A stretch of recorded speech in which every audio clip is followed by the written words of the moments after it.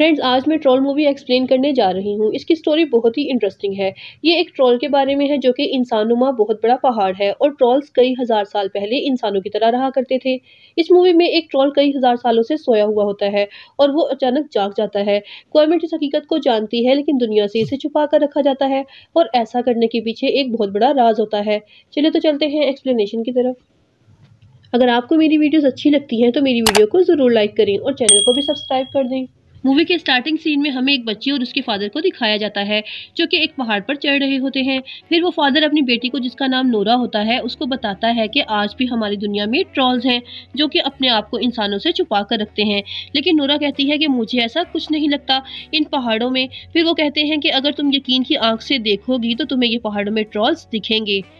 फिर उसके फादर उसको 13 ट्रॉल्स की कहानी सुनाते हैं जो कि वो नूरा को बचपन से सुनाते आए हैं कि 13 ट्रॉल्स जो कि एक पार्टी में गए थे जहां उन्होंने बहुत ज़्यादा नशा कर लिया था और वो सूरज की रोशनी में आ गए और जिसके बाद वो पत्थर बन गए। यानी कि सूरज की रोशनी ट्रॉल्स की मौत है और वो अंधेरे में जिंदा रहते हैं।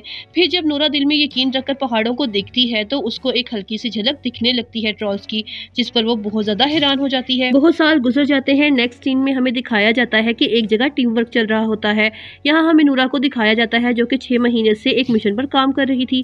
यहाँ उसका हेड उसे कहता है कि इन सब का कोई फायदा नहीं, लेकिन वो उसे कहती है कि मेरे डैड ने मुझे एक बात सिखाई है कि खुद पर यकीन रखो, इसलिए मैं अपना वर्क जारी रखूंगी। और उसे वहाँ एक पुराने जानवर का फॉसिल्स मिल जाता है जिसे देखकर वो बहुत खुश होती है। नूरा जमीन पर रहने वाले पुराने जानदारों पर स्टडी किया करती थी, इसलिए वो यहाँ खुदाई कर रही होती है।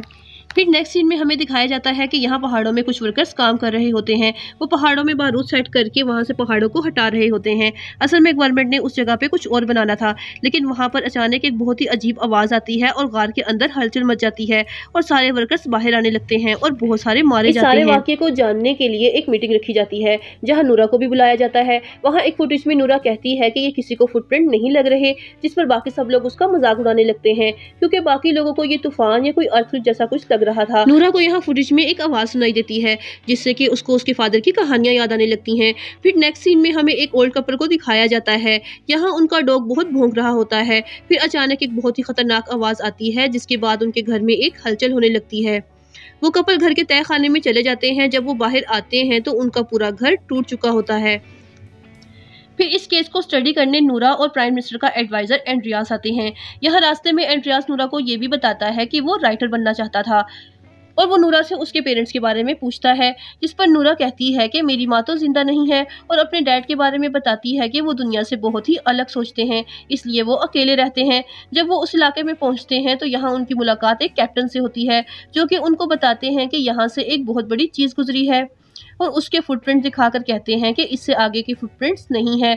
समझ नहीं आता कि वो इसके आगे कहाँ गई। फिर नेक्स्ट सीन में हमें दिखाया जाता है कि नूरा उस ओल्ड कपल के पास पहुंचती है और उनसे पूछने लगती है।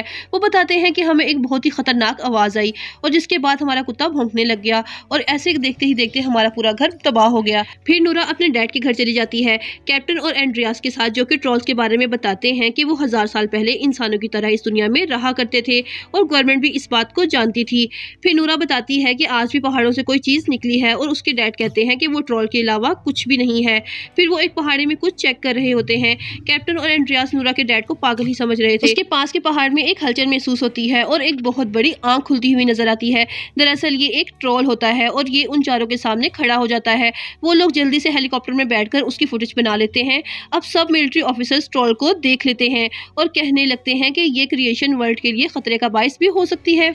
यहाँ नूरा कहती है कि वो इस क्रिएशन को स्टडी करना चाहती है क्योंकि गवर्नमेंट अब इस ट्रोल को ख़त्म करना चाहती थी, इसलिए कैप्टन को इस मिशन पर भेजा जाता है। नूरा उसे इंसिस्ट करके उसके साथ चली जाती है, एंड्रियास और अपने डैड को साथ लेकर।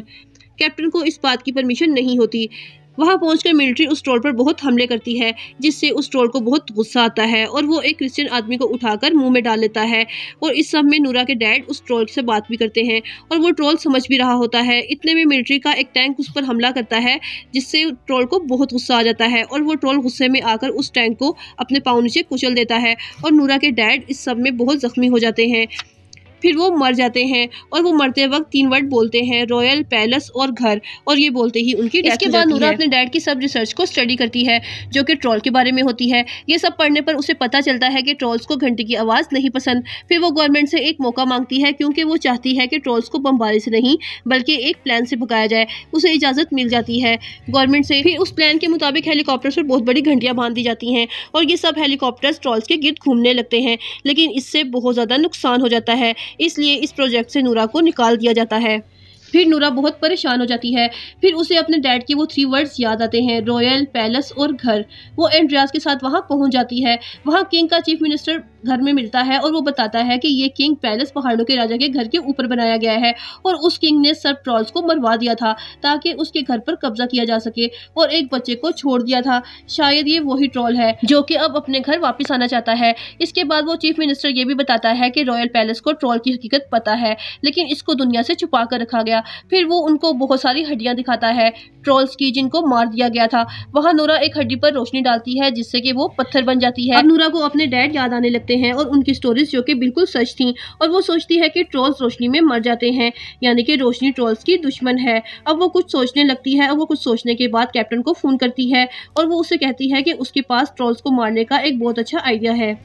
अब वो गाड़ी पर ट्रॉल की एक खोपड़ी को रखकर उसको उस जगह लाना चाहती है जहाँ बहुत सारी लाइट्स का इंतजाम है, लेकिन वो खोपड़ी गाड़ी से गिर जाती है और ट्रॉल उसको देखकर बहुत सैड हो रहा होता है।